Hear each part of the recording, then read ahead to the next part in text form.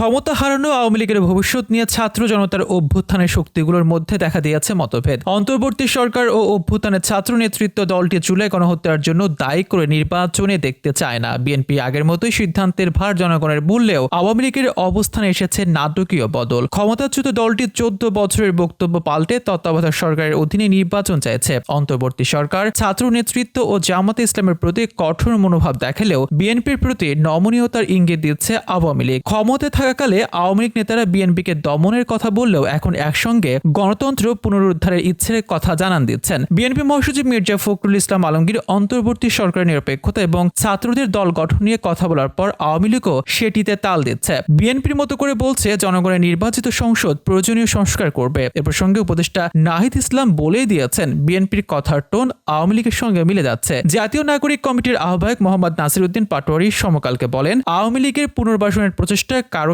মধ্যে দেখা যাচ্ছে। আওয়ামী লীগের একটি সফট ভার্সনকে ভোটের মাঠে আনার চেষ্টা দেখা যাচ্ছে। এটি পরিণতি ভালো হবে না। এ ভাষ্যকে নাকচ করে গতকাল শনিবার দলের স্থায়ী কমিটির সদস্য মির্জা আব্বাস বলেন, বিএনপিকে আওয়ামী শিবিরে ঠেলে দেওয়ার চেষ্টা করা হচ্ছে। ওনাদের কথাবার্তায় মনে হয় বিএনপি যেন আওয়ামী লীগের দোসর। উদ্দেশ্যটা কি? বিএনপির গায়ে আওয়ামী লীগের সিল মারতে চায়, আমাদের তাড়াতে চায়। এ কথা কখনো চিন্তা করবেন না। পরিষ্কারভাবে বলতে চাই, ভারতের দোসর আওয়ামী লীগ। তাদের দিকে যারা বিএনপিকে ঠেলে দিতে চায় তারা চেহারা আয়নায় দেখুন। ছাত্র নেতৃত্বের বিশ্লেষণ, আওয়ামী লীগ ভোটের মাঠে না থাকলে নির্বাচন হবে বিএনপি বনাম বাকিরা। এতে সুবিধা হবে ছাত্র নেতৃত্বের রাজনৈতিক দল ও জোটের। এবার ক্ষমতায় না এলেও অন্তত প্রধান বিরোধী দলে থাকবে। বাংলাদেশের কোনো রাজনৈতিক সরকারের 5 বছরের বেশি জনসমর্থন ধরে রাখার নজির নেই। তাই পরের বার সুযোগ তৈরি হবে ছাত্র নেতৃত্বের। আওয়ামী লীগ থাকলে রাজনীতি আবার দ্বিদলীয় বৃত্তে ঢুকে যাবে। তৃতীয় শক্তির বিকাশের পথ রুদ্ধ হবে। জামাতের একাধিক নেতারও একই মূল্যায়ন। তাদের ভাষ্য, আওয়ামী লীগ মনে করে ছাত্র এবং জামাতের কারণে তাদের পতন হয়েছে। তাই বিএনপির প্রতি নমনীয়তা দেখা যাচ্ছে। জামাতের এক সহকারী সেক্রেটারি জেনারেল সমকালকে বলেন, অন্যদের সঙ্গে বিএনপির নির্বাচনের প্রতিযোগিতা ও প্রতিদ্বন্দ্বিতা শুরু হওয়ায় আওয়ামী লীগ সুযোগ নিতে চাইছে। বিএনপি নেতারা এখন জামাত ও ছাত্রদের বিরুদ্ধে কথা বলায় আওয়ামী লীগও একই সুরে কথা বলে আসলে বন্ধুত্ব পাতাতে চাইছে। এই সমীকরণ জানার পর জামাতের নায়েবে আমির ডাক্তার সৈয়দ আব্দুল্লাহ মোহাম্মদ তাহের সমকালকে বলেন, অভ্যুত্থানের অবদান রাখা কোনো দল বা জনগণ এগুলো মানবে না। লুকিয়ে থাকা আওয়ামী লীগ নেতাদের সামাজিক যোগাযোগ মাধ্যমের বক্তব্য এবং তাদের অনেকের সঙ্গে কথা বলে জানা গেছে বিএনপি তাদের কাছে তুলনামূলক নিরাপদ। বিএনপি ক্ষমতায় ফিরলে আওয়ামী লীগ রাজনীতিতে কিছুটা হলেও স্থান পাবে। তাই সরকার, ছাত্র নেতৃত্ব ও জামাতের সঙ্গে দূরত্ব তৈরি হওয়া বিএনপির অবস্থানকে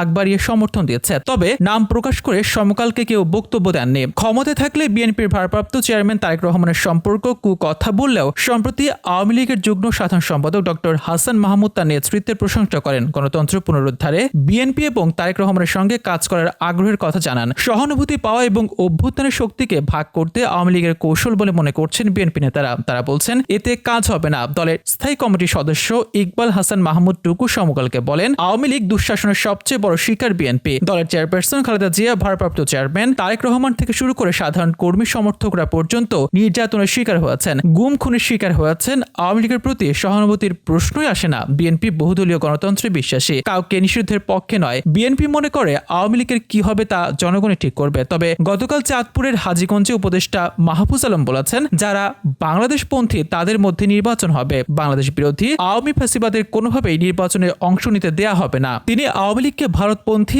আখ্যা দিয়ে আরো বলেন, বিএনপি জামাত নির্বিশেষে যত রাজনৈতিক দল, ছাত্র সংগঠন আছে, শ্রমিক, নারী, আলেম ওলামা আছে, যারা বাংলাদেশপন্থী সবাই বাংলাদেশে থাকবেন এবং সুষ্ঠু নির্বাচন প্রক্রিয়ার মধ্য দিয়ে তারা ইতিবাচক প্রতিযোগিতার ভেতর দিয়ে বাংলাদেশের শাসন প্রতিষ্ঠা করবেন। শেখ হাসিনার 15.5 বছরের কর্তৃত্ববাদী শাসনের আকস্মিক পতন ঘটানো অভ্যুত্থানের মাস্টার মাইন্ড খ্যাতি পাওয়া মাহফুজ আলম বলেন, সরকারের অগ্রাধিকারে রয়েছে খুনিদের বিচার করা, গুম খুন ধর্ষণের বিচার করা, সংস্কার করা এবং অবশ্যই বাংলাদেশপন্থী সব রাজনৈতিক দলের অংশগ্রহণে একটি সুষ্ঠু নির্বাচন উপহার দেয়া, যা গত 16 বছরে সম্ভব হয়নি। শেখ হাসিনা সরকারের প্রতিমন্ত্রী মোহাম্মদ আলী আরাফাতের তত্ত্বাবধায়ক সরকারের পুনর্বহাল করে নির্বাচনের দাবি একদিনের মধ্যে আওয়ামী লীগকে ভোটের বাইরে রাখার ঘোষণা দিয়ে মাহফুজ আলমের বক্তব্য গুরুত্ব পাচ্ছে। এর আগে গত বৃহস্পতিবার প্রধান উপদেষ্টার প্রেস সচিব শফিকুল আলম জানিয়েছিলেন, মানবতা বিরোধী অপরাধের দায় স্বীকার না করা পর্যন্ত আওয়ামী লীগ রাজনৈতিক প্রক্রিয়ায় ফিরতে পারবে না। মোহাম্মদ আরাফাত নিজের ভেরিফাইড ফেসবুকে শুক্রবার লিখেন, আগামী নির্বাচন ইউনূসের অবৈধ সরকারের অধীনে হবে না।